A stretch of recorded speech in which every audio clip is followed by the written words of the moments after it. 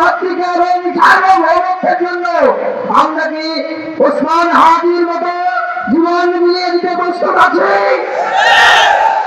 আমরা কি ওসমান হাদির হিসাবে বাংলাদেশ প্রতিষ্ঠার জন্য গ্যাংস্টার, চাঁদাবাজ, খুনি, টেররিস্টের বিরুদ্ধে আমাদের ভোট থেকে দিয়ে আমরা কি প্রতিবাদ করতে প্রস্তুত আছি?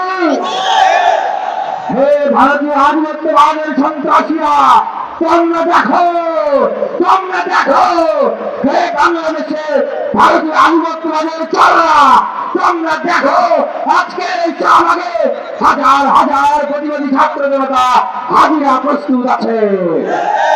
একটা কথা বলছো, শুনে রাখুন, হাজিকে যারা খুন করেছে তারা কিন্তু এই হাজি ভাইয়ের মিছিলেই তার সহযোগী হয়ে, বিপ্লবী হয়ে কিন্তু তারা কিন্তু ওট পেতেছিল, ওট পেতে থাকে নাই।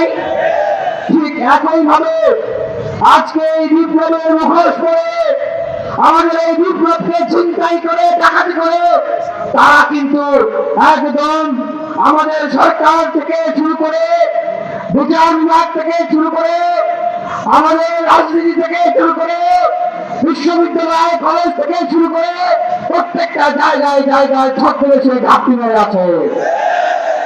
সুতরাং তাদেরকে চিহ্নিত করতে হবে এবং তাদেরকে নির্মূল করার শপথ আজকে আমরা এই শাহবাগ থেকে নিব। আমরা স্পষ্টভাবে বলতে চাই, আমরা ক্ষমা করেছি। ক্ষমা করা মহানুভবতা। আমরা মহানুভবতা দেখিয়েছি। আমাদের শক্তি ছিল, আমাদের এখনো শক্তি আছে।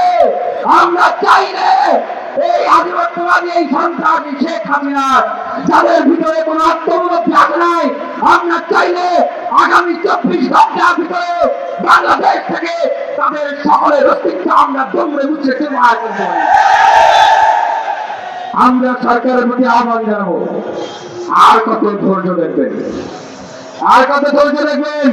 সরষের ভিতরে যে ভূতগুলো আছে সেগুলোকে চিহ্নিত করে ছুঁড়ে ফেলে দিন।